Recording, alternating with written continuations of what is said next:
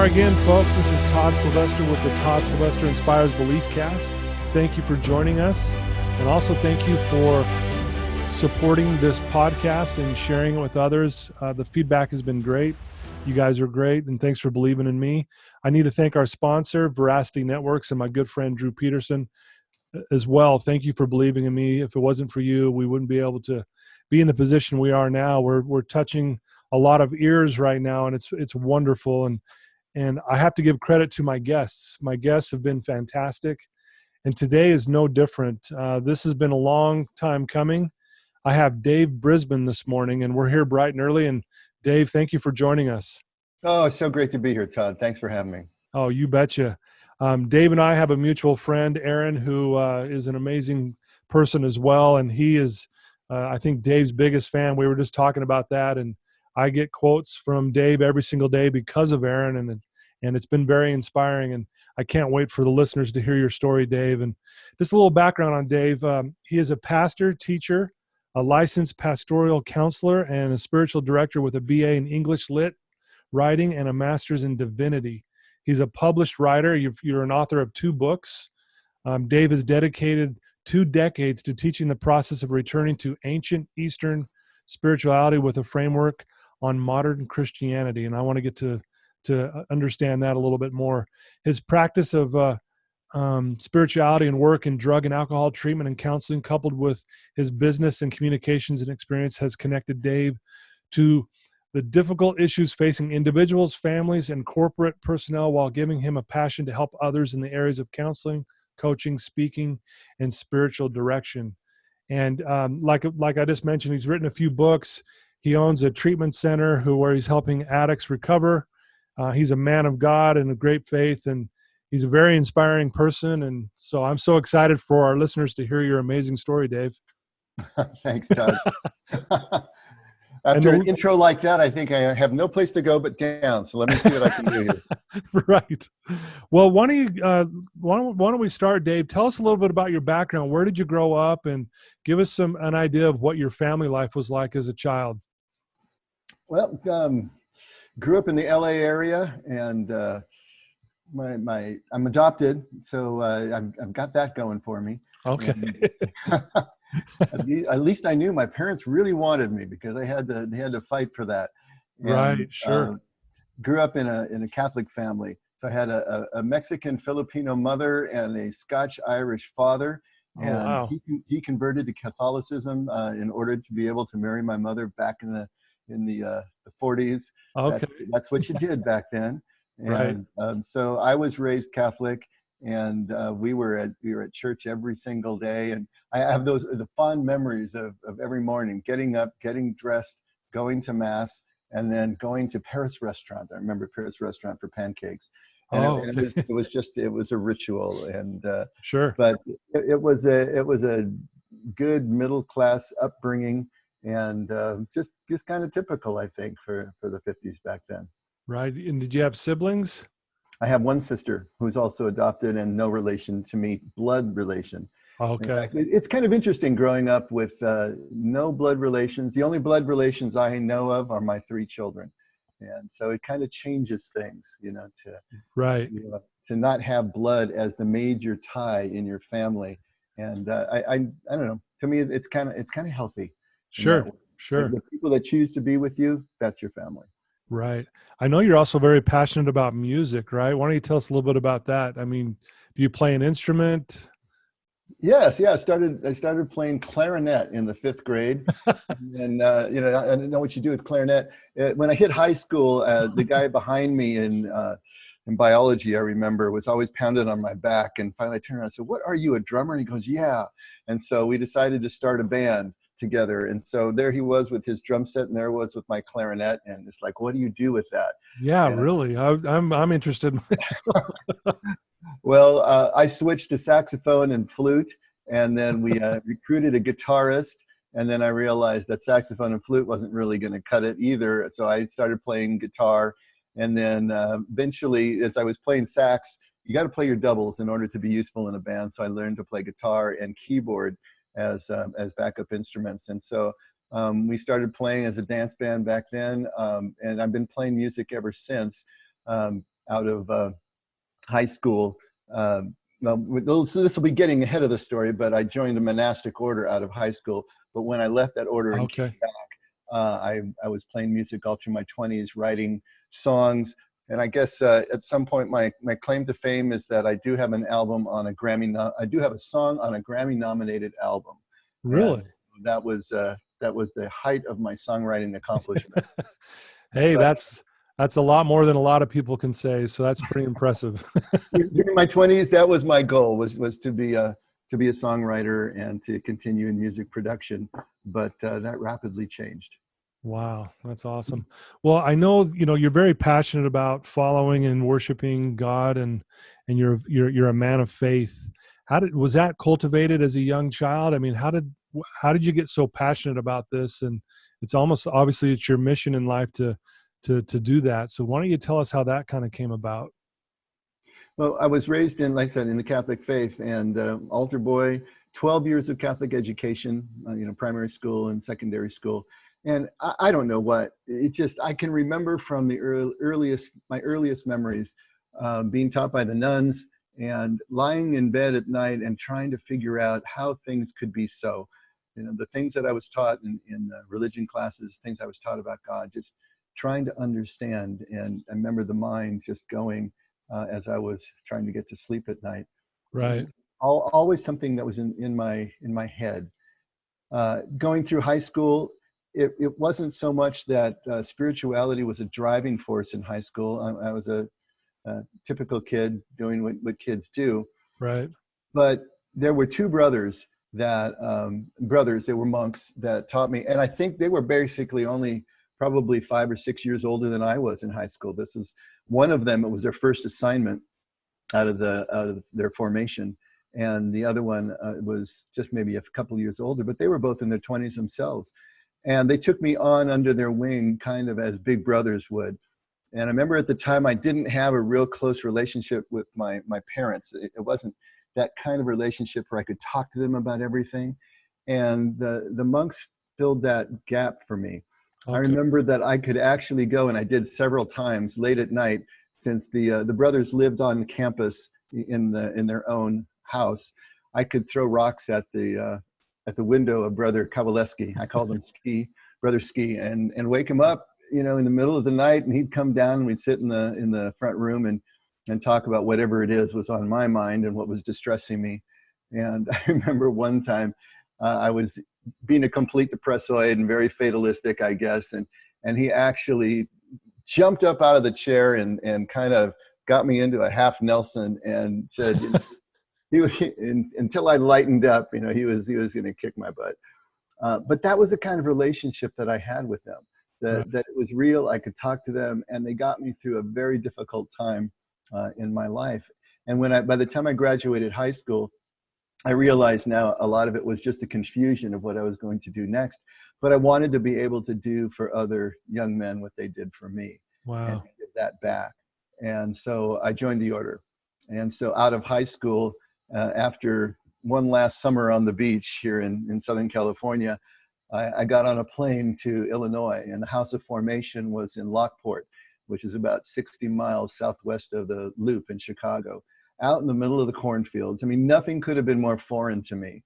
I grew up my entire life in the city, east of East LA, and to suddenly be in this rural area in the middle of corn was totally different. Culture shock. Culture shock, yeah. Yeah, I remember the first morning after being up most of the night saying goodbye to my friends in the monastery, showing up to chapel in was a baseball jersey, jeans in the 70s, which were covered with macrame and patches, and bare feet, and stumbling kind of down the aisle to get my seat, met by the novice master, who just turned me right around and said, "Okay, this isn't the way this works." So it was complete culture shock. But I realized early on that I didn't really have a vocation, that religious life was something completely other than I thought it was going to be. And what I really had wanted to do was to teach and to help young men. So I left the order, and at that point kind of left the Catholic Church at the same time, not because I so much meant to, as because my life was taking a different turn into my early 20s, and I just had other concerns, music being primary. And so I kind of took another course for the next 15 years. Wow. So if you don't mind, you mentioned, you were going through a really difficult time. Can you describe that a little more detail for us? Like, you mentioned that there was, something that was going on, and these guys obviously helped you. Can you help us out with that? What was going on there?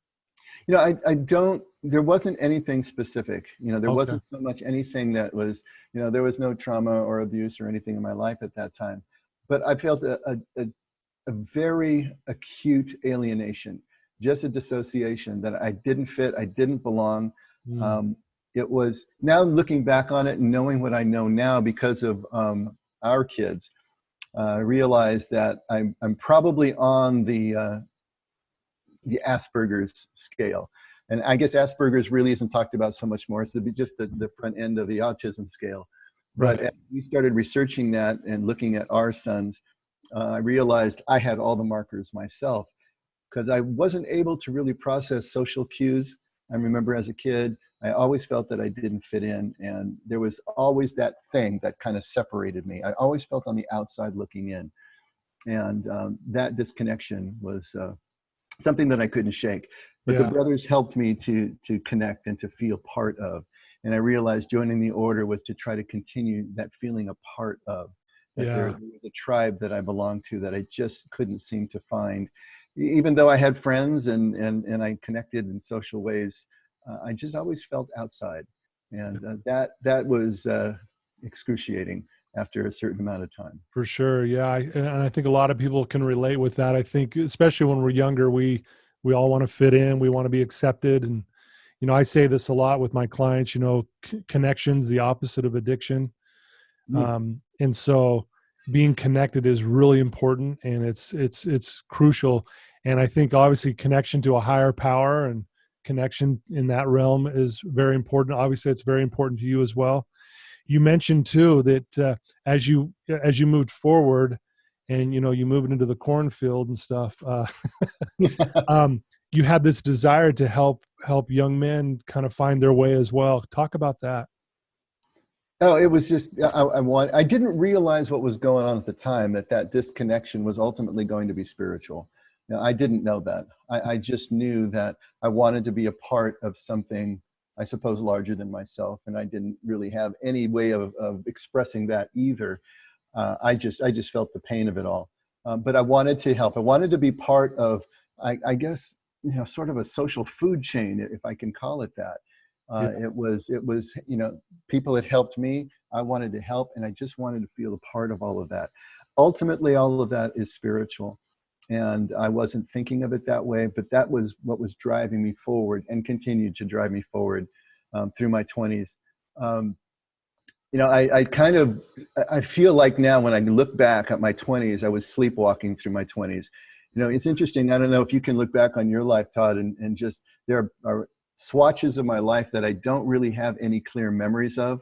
I mean, I can reconstruct what I did, but Yeah. it's almost like I was reading it out of a book or someone told me what happened because I really wasn't present. I really wasn't there. I was just going from thing to thing more in a reactive mode than in a proactive mode. And at the end of my 20s, I got married and had a child, and then the marriage broke up 3 years later. Mm. And that was the moment in my early 30s where everything came crashing down. And I can look back. I remember the first AA meeting that I went to, that I was invited to. I remember old timer standing up and saying that he was grateful to be an alcoholic. And my jaw kind of hit my chest, and I said, "What in the world is he talking about? How in the world can you be grateful for something as horrible and Yeah. life-threatening as alcoholism?" And I totally get it now, and I understood what he was saying when he said it. But his alcoholism was the pivotal point in his life. It was the pain and the trauma great Sure. enough that Right. finally moved him to do something different. It became what I like to call a hinge moment, where the trajectory of his life changed in a completely different path. My divorce was that hinge moment in my Okay. life. As a Catholic, and I still identified as a Catholic, of course, Catholics don't get divorced, and divorce is looked at as something that, unless sanctioned and annulled by the church, you can no longer continue in good faith in the church. And so to be divorced, something I never thought that I would do, to now Yeah. have a 3-year-old daughter who had to shuffle between mother and father, these were things that I just couldn't reconcile with myself. I didn't recognize myself or know who I was. And that was the beginning. That was the hinge moment where I had to find a new trajectory for life, because I Right. couldn't really come up with a reason to keep breathing at that point. Wow. Well, thanks for sharing that. That's really intense. You talked about connecting spiritually was that's what was missing in your life. What does that look like for people? I mean, what does that look like for you to connect spiritually? I know it's kind of a big question. It's a huge question. It's interesting, Todd. Right now with COVID, Yeah. because this COVID is a worldwide crisis that is forcing many of us to take a look at what that spiritual connection really means. We devise so many ways to paper over the lack of that deeper connection. I had done it, throughout my 20s, and with marriage and with all of these things and work and music, avoiding the deeper questions in life. But my life conspired in such a way, and life does this, of course, at intervals, that will keep getting progressively more acute and traumatic if we continue to not answer the call to this deeper connection. But life has kind of conspired in such a way collectively right now. COVID has stripped Right. away many of the things that we use, the institutions we use, the activities that we use to paper over a deeper lack of connection. And so the work, the entertainment, the sports, the social activities that we use to try to create an illusion of meaning and purpose, and even identity, who the heck we are, have Right. collectively been stripped away. And so with a lot of the counseling that I'm doing, I'm finding that the cracks in the foundation, the lack of connection that we have at root, is now just coming to the surface in such a palpable way that people Yeah. are forced to deal with it. Now, whether they actually deal with it in terms of working toward deeper connection or not is the open question. Sure. They're forced to deal with it in terms of the trauma that it's causing, in terms of the breakdown of even family and marriage relationships that it's causing, so on and so forth. But that's what happened with me. I had just tried to outrun the lack of connection, the angst that I was feeling, the feeling of always being on the outside looking in, for 15 years or so. And that all came crashing down. And I knew that I needed to find something that felt true, something that had meaning and purpose. And so my goal for the next 4 or 5 years, and my method, was just to basically say yes to everything and just try to find something that made sense. And so I went on a kind of a whirlwind tour for truth. And again, it wasn't so much that I was thinking of it this way. This is in retrospect. I Yeah. just was trying to find something. And I looked in every direction I possibly could, except Christianity, because I figured I'd already been there and done that. And so that really wasn't where I was looking. I was looking for something different. And that search took me to Eastern philosophy, Eastern religions, comparative religions. It took me into paranormal kind of focus. I remember I took a self-development workshop, which was basically palm reading and clairvoyance and Uh-huh. remote viewing and channeling and all that sort of thing. Let's see, there was pyramidology, there was religious science, theosophy. I spent a year in the Mormon church. I met someone who was just Oh, an amazing person, and as she was describing her church and how her church helped her through a mhm. difficult time in her life, and I was just enamored with the community and the connection, which is what I craved so much. But I Right. still couldn't get my head around the theology, that my Catholicism was still ringing in my ears. Right. And then someone finally invited me. By this time, I was working in marketing communications, and I had a staff of about 16. And one of my staff members invited me to her church. And sure, well, I'll go. And it was Christian, but it was evangelical, and it was so vastly different. A converted warehouse with a full band on stage, things I had never experienced before in a church Right. setting. But of course, there was music, and there was a community, and I was in. And it felt like coming home to Jesus, but in a way that was Okay. completely altered. But I just was trying everything I could to find something that made sense. And that was that search for meaning. that search for spiritual connection, even though I was looking for it, I still didn't really understand what it was until later. Okay. Wow. Very well said. Thanks for sharing that. Um, I want to ask you, I know you're really big on being present in life. And I know that's one of your messages that you like to share. Can you tell us what that looks like and what that means as well? I know you talk a lot about that, and why is that so important for us to be present? Maybe the best way to answer that is to finish the story here. When I landed in the evangelical church, I just wanted to be a part of something. I think that was my major focus, Right. to feel like I was part of a group and a community. And the community really did. They embraced me. They brought me in. And then, of course, I became part of the music team within weeks. And I Sure. really entered into leadership and entered into places of responsibility too soon. I was repeating the pattern that I always had, which was just to outrun the difficulties Right. and become part of everything.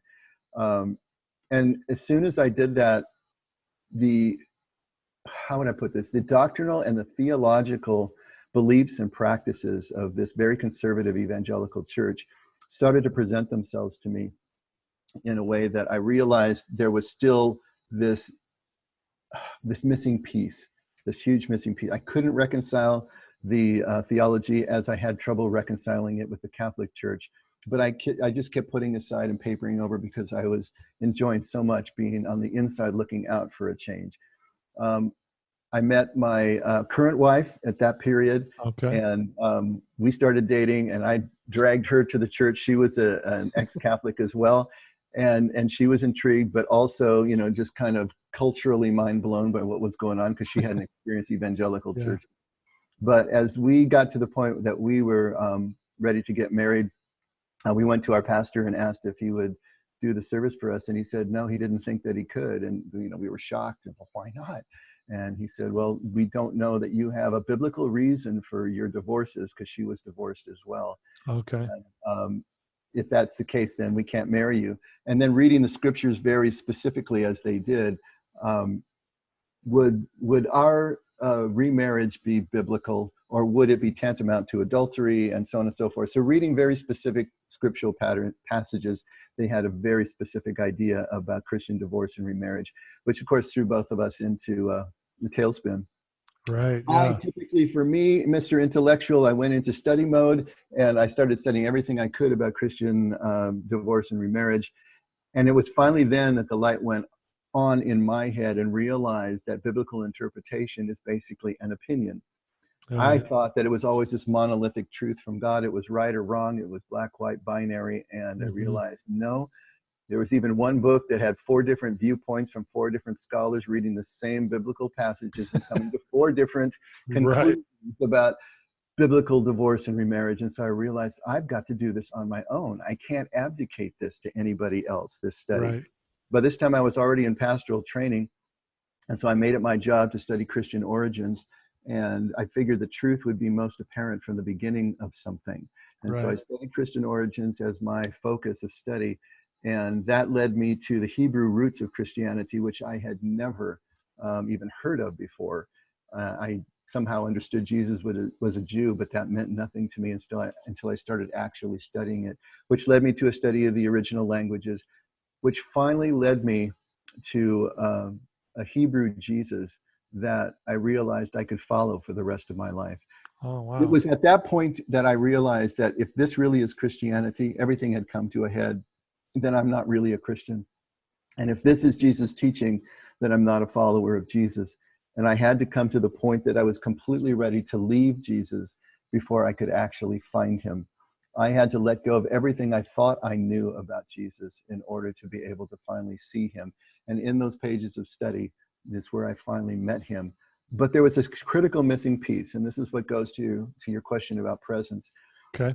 I was looking for something that would bring it all together. And I spent a lot of time at a Christian retreat house that I found in Malibu. It was Sarah Retreat, which is run by the Franciscans. I befriended 2 of the priests there, one Franciscan and a diocesan. And I also went and sought out the American Catholic Church, which is a church that was in schism with Rome, and found that priest there. And I remember just getting an appointment with him. I was tenacious at this time in my life. It I sounds like got it. an appointment with them, and I sat down, and he didn't know me from Adam. I still remember his name, Father Erskine. And one and only time I met him, but I just was throwing up all over his coffee table and telling him all this. And finally he says, "How much time you got?" And I said, "I got time." He says, "You want to take a ride?" "Sure." So he drove me to a Catholic bookshop called Paula's Press, a few cities over, and just started pointing at book covers. And everything he pointed at, I bought. Walked out of there in the early 90s with about 100 and something worth of books, which back then was a lot of dough, Yeah, wow.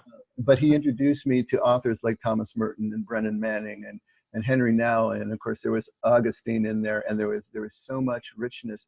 All of it was pointing me, along with the fathers and the priests at Sarah, were pointing me toward a contemplative spirituality, and especially Merton. Merton is the spiritual master that our country has produced, that is responsible for bringing contemplative spirituality back into the mainstream, back in the 40s and the 50s and 60s. But the introduction to me of contemplative spirituality, married with a Hebrew Jesus, who once I looked at him again through a contemplative lens, realized Jesus was a contemplative as well, and a mystic as well. Okay. And if you're not familiar with those two terms, basically what they're talking about is a non-intellectual approach to our spirituality, an experiential approach to our spirituality. We in the West, and especially since the Reformation in the last 500 years, have taken our spirituality into the modern mode, which is rational and it is intellectual, and trying to understand God through our theology and our thoughts about God, which always puts us at a distance from him. Right, sure. Object, right? What contemplative spirituality is trying to do is to step aside from the intellectual and move into a complete presence with God, where we are just connected, spirit to spirit, being to being. If you think about it, God's native language is silence. If we are going to communicate with God with no loss in translation, it is going to be in silence. That voice that talks to us in our head, through which we think and categorize and distinguish, we think that's who we are, but it's not. That's a construct and a byproduct of our self-awareness and consciousness. And to step aside from that in actual practice, whether it's meditative practice or a Christian practice called centering prayer, which was developed in the 70s out of the ancient prayer of the heart of the early Christians, is that technique, that way of developing a way to step aside from our thoughts so that we can just be completely present and completely aware in the now. And then we can take that and make it a part of our daily activities so that awareness characterizes who we are. Love is not possible without awareness first. We have to be completely aware and present to the person we're with in order to be able to do what love requires. Because if we're approaching love more from a legal aspect, just following law, following rules, there's no love there, and there doesn't need to be any presence there. And so the point is presence. Awareness and presence, I'm convinced now, is 90% of the spiritual journey. If we can get to that, then everything else can flow from that. But if we don't have that as a core, then there's really no way that we proceed much further. And story after story in the New Testament and Jesus' teaching, just attests to that. Wow, very well said. It reminds me of the scripture as you were talking, Psalms 46:10, that says, "Be still and know that I am God." And when you cross-reference still in the footnote, it says silence. Mm-hmm. And again, that's that connection piece, right? When we're present, we feel connected. And I love the way you described that. It was very well said. That's powerful. So how? That's it. Just to put a little, knot on the end of that thought there. It's the tools of the contemplative are silence and solitude. We use those as tools. Now that doesn't have to physically mean physical silence and solitude. It's ultimately an interior silence and solitude. But to start with physical silence and solitude is always a prerequisite so that we can develop an interior silence and solitude, which then is going to become a stillness inside. And that stillness that the proverb talks about is a product of spending enough time in physical silence and solitude, using certain techniques to help us to be able to step aside from thoughts, that develops an interior silence and solitude and a stillness that we can then carry around with us the way an astronaut carries around his or her atmosphere inside the pressure suit. We can go anywhere now and keep our atmosphere with us, and we can take that throughout our day. And that stillness is the way that we now relate to everyone and everything in our circle of awareness. And so that's the key. If we can do that, now we can relate to people in real love, because we really see them, and we can present what love requires at any given moment. Wow, beautifully said. If there's someone listening right now, Dave, and they're at they have no idea how to do this, to connect spiritually and be present and all that, what are some things they could do? And maybe explain, like, someone who has no idea, what would you tell them if they wanted to start connecting and being present? What could they do to make that possible? It is a matter of starting your own practice. And there are 5 things that everybody needs, every human being needs, in order to have a sense of meaning and purpose in life. And the people that come to me in counseling that are in distress, or in maybe in some form of trauma even, the first thing I'm going to want to do is ask them about their day. What does their daily routine look like? What is their weekly routine like? Because what I'm trying to ascertain is how those 5 things are present or not present in their life. Okay. The 5 things are community, accountability, structure, discipline, and service.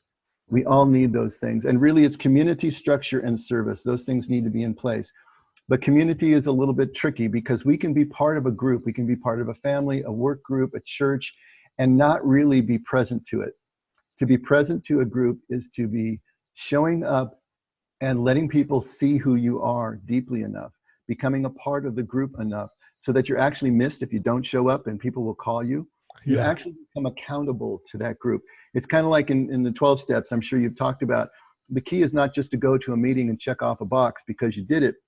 It's to go early, talk to people, get phone numbers, stay late, talk to people, get phone numbers. It's becoming accountable to the people that are there, and allowing them into your life and see you enough, and vice versa, that you now have true relationship. So being accountable to community is kind of community on steroids. And so those two kind of work as a group. Structure. Okay. To actually have structure and be part of groups in such a way that they impose a structure on you that you are disciplined to. Obviously work does that because we're getting paid.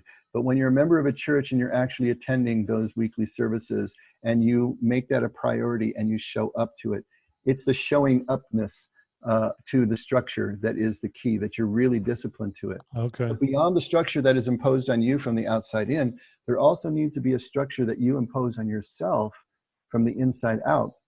What do you do when nobody else is looking? What do you do, in your own moments?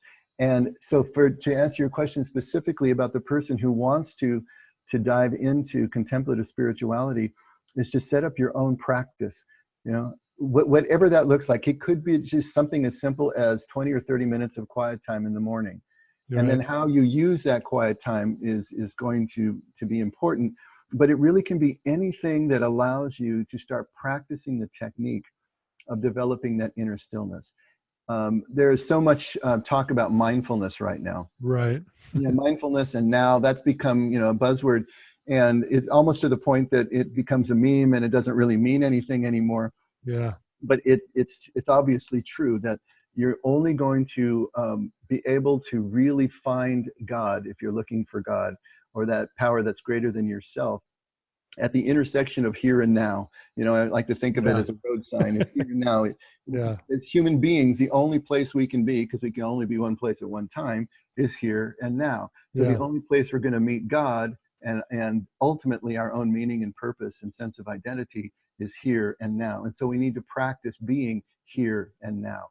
Most of us spend at least half our time, and in actual fact, probably 80 to 90% of our time, and studies have shown this, not thinking about the thing that we're actually doing. Wow. Most of our waking life, we are thinking about something other than what we're doing at the time, the conversation we're having, the task at hand. And furthermore, about 80 or 90% of the thoughts and the emotions that we're feeling as our mind is wandering off what we're actually doing is negative, because that's what we continue to process. So the negative things, we don't dwell on the positive things, we dwell on the negative things, the things that are not done, the things that are dogging us. And so we are experiencing a lot of trauma, a lot of negativity and angst that the moment does not contain. The moment is just fine. Right. To practice being present with these techniques, whether it's meditation, centering prayer, or just sitting with a cup of coffee and just watching the light change in the early morning, and being present to what is there. And every time you realize that your thoughts have taken you off and you're no longer thinking about what you're doing, but you're thinking about all the endless lists of things that circle your brain, you just bring yourself back. Meditation, whether it's a Eastern practice or whether centering prayer, they have techniques for bringing you back to the moment. You practice those things. Contemplative journaling can be another way to accomplish the same. There can be meditative walks. There's all different techniques. There's dozens of them, and they're all designed to do the same thing, is to help us get really good at being able to be right here and right now, and the only thought in our head is the one that pertains to the task at hand. And when we can get good at doing that offline, I call it offline, in these carved out times, then we can bring them online in mindfulness throughout the day, so that every time we're triggered with a negative emotion that typically triggers us to do a certain predictable behavior, whether it's lashing out if we're angry, whether it's isolating if we're depressed, we can build the awareness where we can stop, take a breath, realize what's happening, and then act accordingly to what the moment really requires, to what love really requires, which is usually the exact opposite of whatever we're being triggered to do negatively. Right, yeah. If we're triggered to isolate, then we engage. If we're triggered to lash out, we continue to act with kindness. And we develop a new default position. We're literally rewiring our brains as we go and learning to live in love, learning to live in connection. And then that takes us to the fifth, which is service. We have a way to actually give back.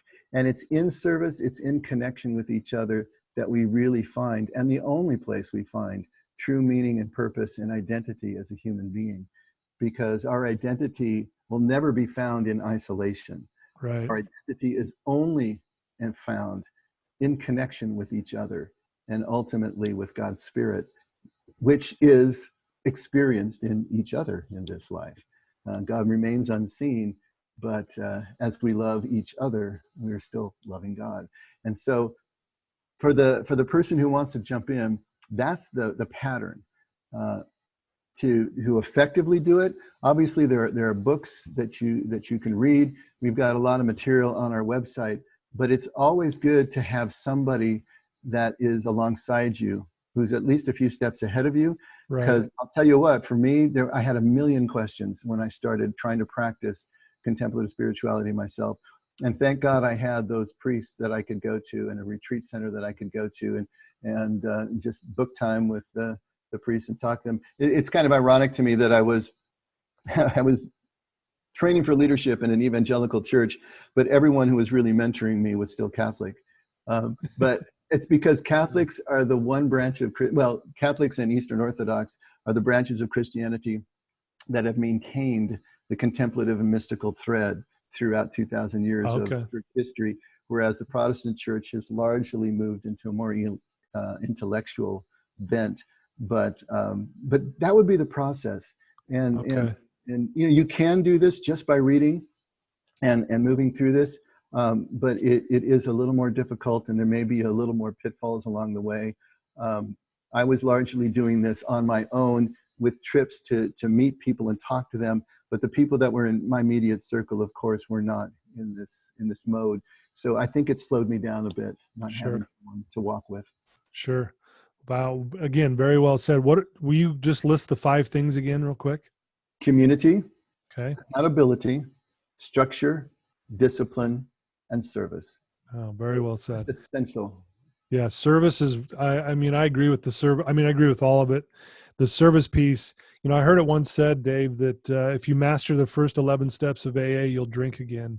If you master step 12, you'll never touch another drop. You know, Amen to and that. yeah, it's that just giving back and helping someone else. There's no greater drug of or that feeling of a drug that could give you that when you help someone, that feeling of just euphoria when we're making a difference in someone's life. And I think that's really your life, Dave, is just everything you're doing is to help someone else. I mean, obviously you're helping yourself at the same time, but you're giving back, you're helping so many things. Man, there's so much I want to talk about. I want to talk a little bit about your recovering and counseling center, and talk a little bit about that and what that looks like, and you know, who are you helping there, and what your philosophy there is as well. Maybe to just back up a little bit from there, because the treatment center is inextricably linked to our faith community and Okay, recovery ministry there. gotcha. When I was ordained and staffed at the evangelical church, as soon as I was staffed and was starting to take a paycheck, I made a promise with myself that I would work within their statement of faith, even though I was pushing good ways past it. Right. But I needed to make sure that I was being, working with integrity with them. But even so, as I started teaching, it was opening up rifts within the church, and I realized there was nothing I could do to keep that from happening. Sure. As I was trying to be true to what I was understanding about my walk and my understanding of Jesus and the Gospels. So I resigned that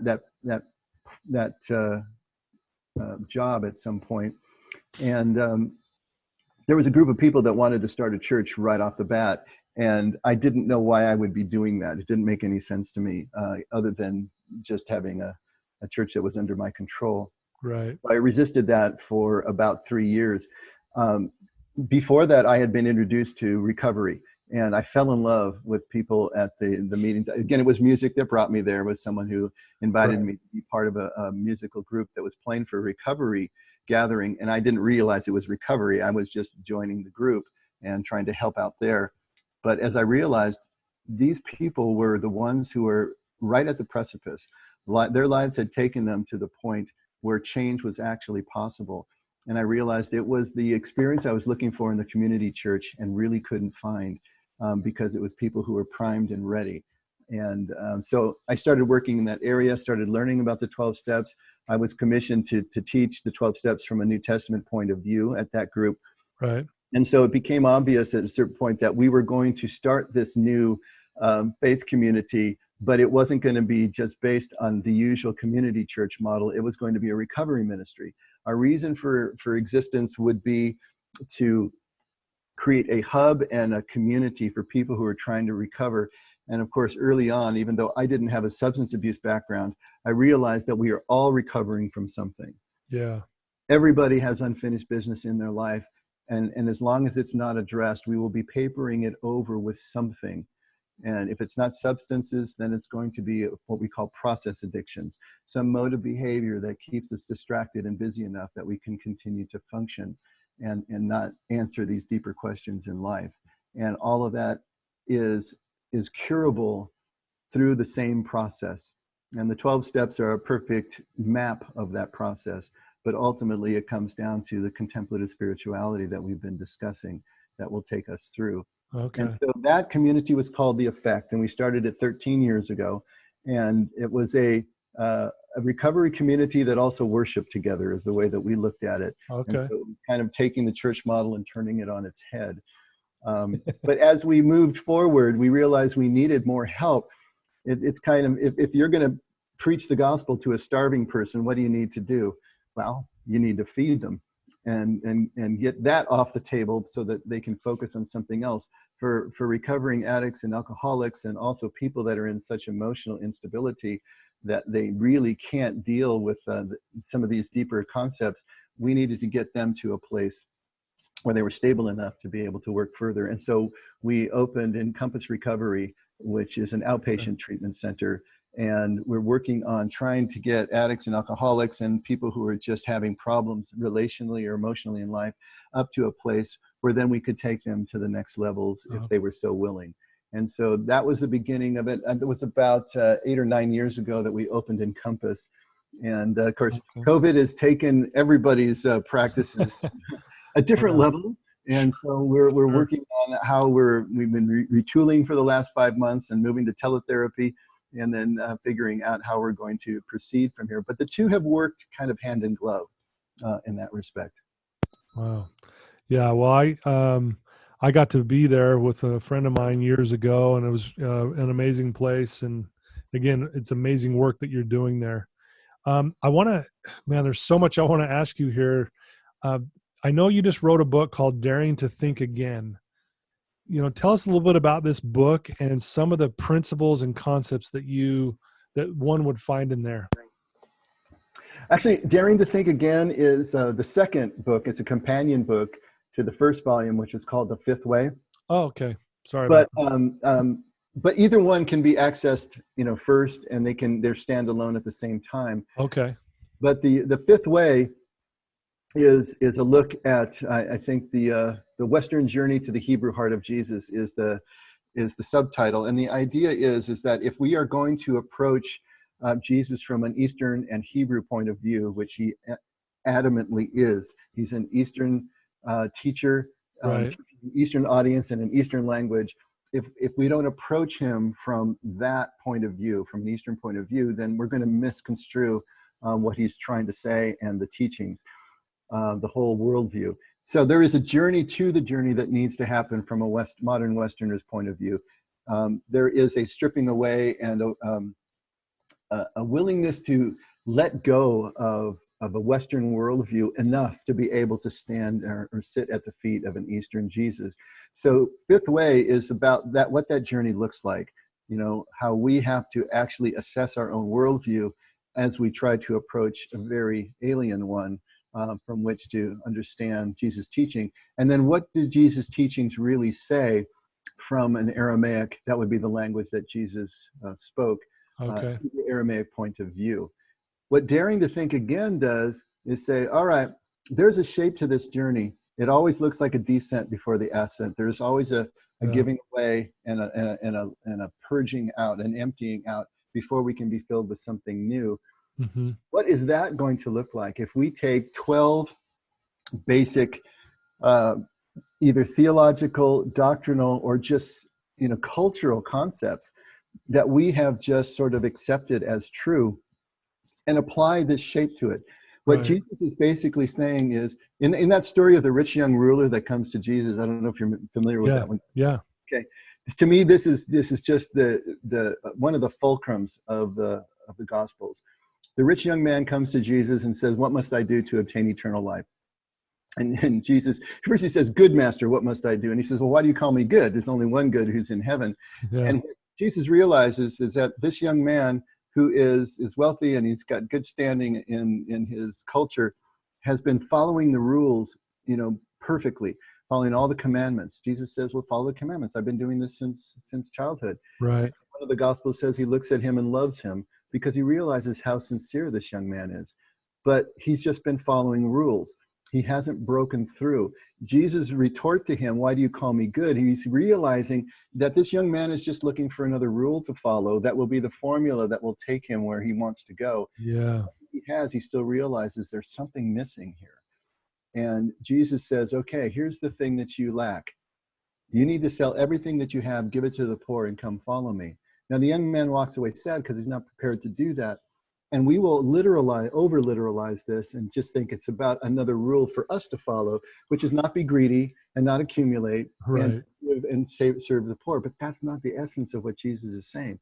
What he's saying is, you have to be willing to let go of everything that you're clinging to, everything that you have developed in your life that you think is tantamount to your survival, everything that you think is what is going to get you the things that you need in life. Let go of it all, so that you can actually stand and perceive the truth. It's basically another call to presence. It's the same thing that we've been talking about all along in contemplative spirituality. But that's it. That's the key. He's not ready to go there yet. But if we aren't ready to first identify those things to which we cling, and it can be our whole culture, our worldview, as well as the things that we have experienced in our own life, the things that have impressed themselves in us as ingrained patterns of thought and behavior, if we aren't willing to do the work that it takes to become aware enough, present enough to see them in operation in our lives, and then work to empty them out, we aren't going to be able to see this truth that Jesus says will ultimately lead us to complete freedom, which is the freedom from the fear that drives those obsessive compulsive patterns in our lives. That's the process. And so daring to think again is challenging us to challenge everything, to question everything that we have in place in life, and see if it holds up as we move it through this meat grinder process here of stripping away, descending, and coming out the other side. So the first part of the book is about that process again, using rites of passage, which we don't have in our culture anymore, but a true rite of passage, which incorporates separation from everything that you are familiar with, a transition, which takes you through some type of process that is always painful and disorienting, and then reincorporates you on the other side.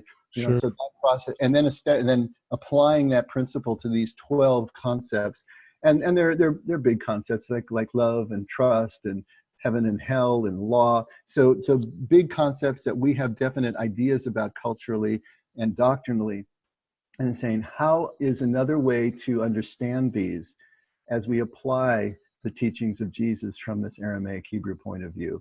And what does that look like? But it's basically a training of the process. It's not so much to give you new ideas about these issues, but it's training you in the process to come up with your own ideas about the issues in your life. Wow. You just opened my eyes up to that whole story. I was looking at it differently too. And you really opened that up for me. And that book sounds amazing. What so that's a companion to your first book, which is called The Fifth Way. Is that correct? Is that what you said? Right. That's Okay. right. But you can get either one as a standalone as well, correct? It's interesting, at this point, I'd say that people probably, if they're interested in moving this direction, start with Daring to Think Again. It's a Okay. shorter book. It's a much more, just kind of easier. It's an easier read. There's a lot of stories in it. The Fifth Way has a lot of stories in it as well, but it tends to get more technical in Right. terms of really trying to understand Jesus' teaching and breaks them down.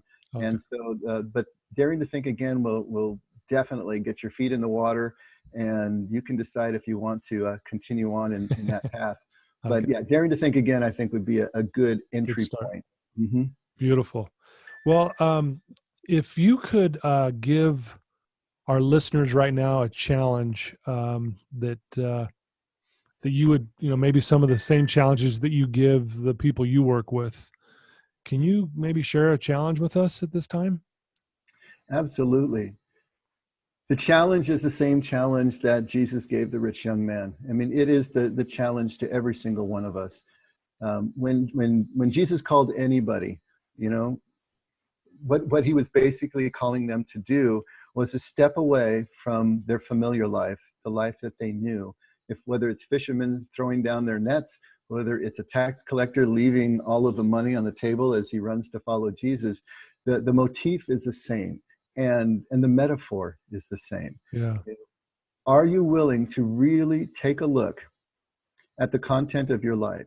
Take a look at those 5 points: community, accountability, structure, discipline, and service, and see what it is that comprises your life. And if you still have a sense that something is missing, I mean, if it's not broke, don't fix it. But if you have a sense that something is missing, that there is more than you currently have, enjoy, and can ascertain is the fullness of your own meaning and purpose and sense of identity, are you willing to do the work that it will take to let go of everything that you think you know, everything that you cling to for support, and embark on finding truth where it exists and not just where you expect it to be?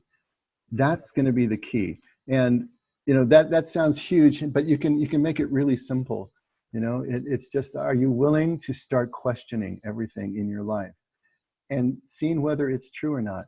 And that might Yeah. sound scary, especially from a doctrinal or religious point of view. But the truth of the matter is that in this process, we will never lose anything of significance or importance. And in my life, I said earlier, I had to be willing to let go of even Jesus in order to find him. But in the process, everything came back that was of value. So even the things I was willing to let go of, the ones that were of value, that have come back. Nothing is lost. It's a scary journey in the sense that it feels risky, but in truth, there's really no risk involved. Yeah. But that willingness to say, okay, I am going to take this step to question what it is I think I believe and find out whether it's actually true or it's just what I believe for whatever reason, because it was taught to me at an early age and I never really questioned it and I inherited it, or for whatever reason, because I was fearful at the time and I grabbed onto this to cling to support. Are you willing to question those things and move into a deeper space? And even if that isn't so much the first step as it is just saying, you know what, I just need to establish some more quiet in my life. My life has gotten so noisy. Are you willing to turn off the news? Are you willing to get off social media just for periods of time where you can really get down to just some silence, which will illuminate the parts of your life that are lacking? Something as simple as that can be a starting point, but it has to be a clear desire and intention to live more simply and quietly. Wow, that's an awesome challenge, Dave. Thank you for sharing that with us. If our listeners want to reach out to you, Dave, and get to know you a little better, or have a question for you, or, obviously, maybe even to where they can find your books, can you give us some, just some ways we can get a hold of you and contact you and your website? Sure. There's two main points of contact. The Effect website is a great place to start. There's lots of resources, and there's book suggestions, articles. There's the archive of past messages. All sorts of things are up there, and that's at theeffect.org. And it's just like it sounds, THEEFFECT.org, theeffect.org. And then my personal website, davebrisbin.com, is another way that you can connect. My phone number is published there if you wanted to call me and talk to me about any issues. Awesome. That's why I'm here. Some people say, oh, you're so busy, I don't want to call. And the fact is that everything else I do is so I can have a call like this.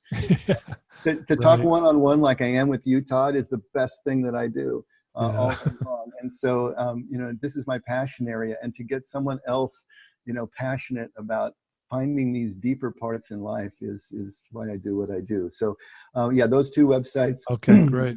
would be a great place to start. Obviously, the books are available on Amazon if that were an entry point as well. Wonderful. Well, Dave, I want to thank you so much for taking the time this morning. You're up bright and early, and you're dedicating your time this morning for us. And, I can tell you that I've been inspired today, and I know our listeners will be as well. And I want to thank you for just being the person you are. You're a great example. As I sit and listen to you, I realize, I want to be better. I want to work harder in being more present and being more silent. I know that's where I need to work on.